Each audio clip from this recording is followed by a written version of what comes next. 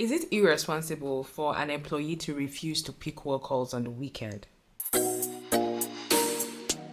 Hey guys, welcome back to this channel. If you're new here, hi, I'm Chidera, and on this channel I share on personal finance, marriage, and tips for self-improvement. In this video, I'm going to be discussing my best work advice and also like things I wish someone had told me sooner at the start of my corporate career. The very first work advice that I have for anyone starting out or anyone in a 9 to 5 is that you need to set boundaries, okay? You need to set boundaries, especially if you're working from home. If you work from home, you know that it's very easy for lines to get blurred. Like, you don't sign out of work when you're supposed to. Sometimes even at 7, even at 8, you're still working. I can even tell from my own experience. It happens every now and then, but it's very important that you set boundaries. Now, one of the boundaries that I set for myself, which has helped me so far, is to avoid looking at work emails on the weekend. I noticed that I had the tendency to check work emails on the weekend and even like reply work emails. But one of the things that I've started doing is I avoid that as much as possible, except where it is actually necessary or times when I'm working on the weekend, because there are times when I have had to work on the weekend. That's different. I'm actually working, so I can look at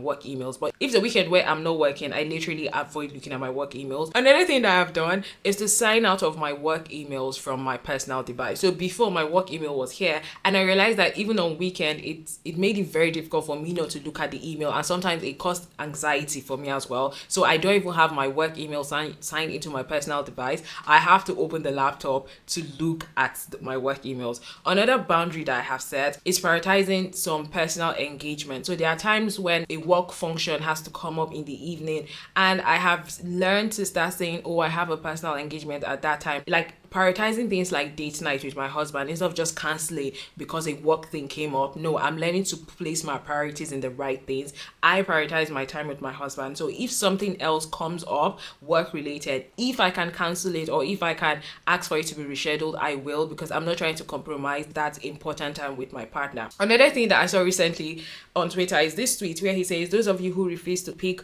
work calls on Saturday, I have a question and I'll appreciate honest answers. Would you be so picky about work if it were your own business? And I replied it. I say, yes, if it's my own business, I will be picky about it. I won't pick work calls on the weekend, even as an entrepreneur. I know these things are easier said than done. Trust me, I have run a business at some point. I know it's easier said than done.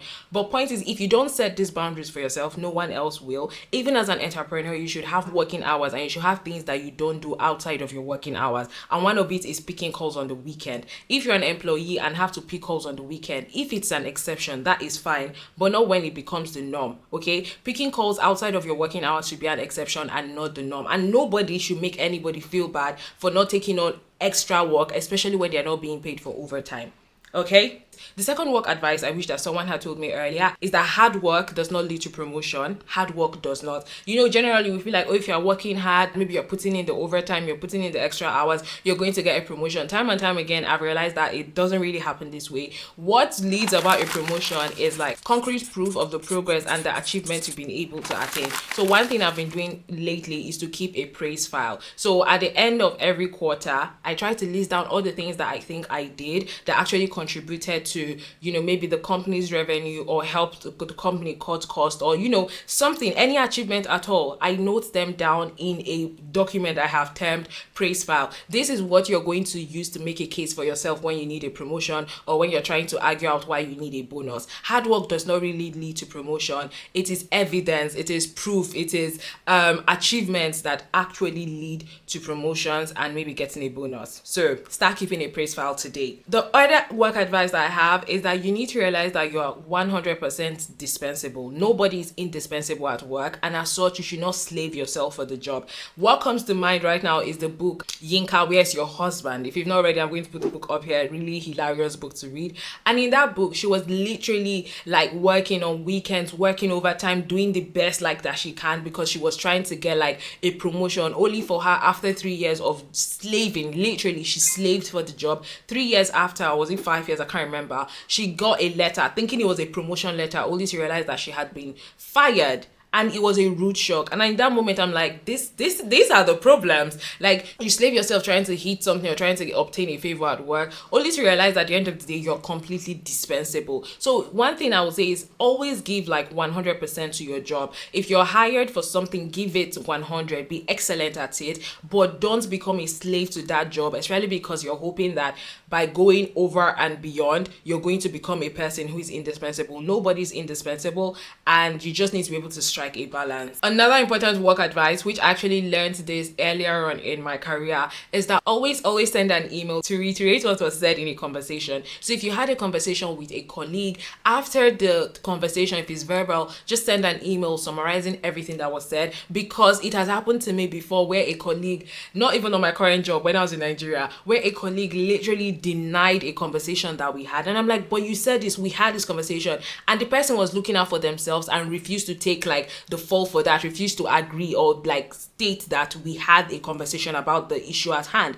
And I just learned at that point, I'm like, you know what, never again. If you have a verbal conversation regarding something, maybe a project, a KPI, something that is like, you know, related to your job, send an email reiterating what was stated. If you had a conversation with a colleague and you guys decided to come to some conclusions, send an email recapping that. It just helps you to have that proof. If not, it's going to be your word against theirs, and trust me, it doesn't always end well. And last but not the least, work advice I wish someone would have told me sooner is that your colleagues are not necessarily your friends. Now, I know there are two ways to this. I have made some of my best friends from my places of work, but at the same time, I don't approach work with, oh, I'm here to make friends. No, I'm here to do the work I'm being paid for. I'm here to ensure that we are all working together. I'm here to contribute to the team effort. I'm not like here to make a friend.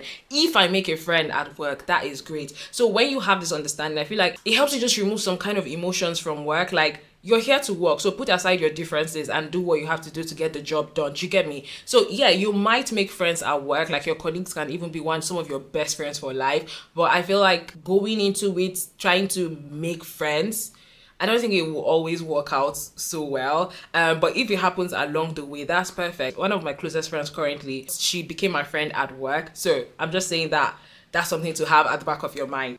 Okay. So I hope this helps. Let me know if you can relate to any of the tips I have shared or the advice I have shared. And also, if you have other work advice, put it down in the comments below so I can read and also other people can benefit from it. Thank you so much for watching. Till next time. Bye bye.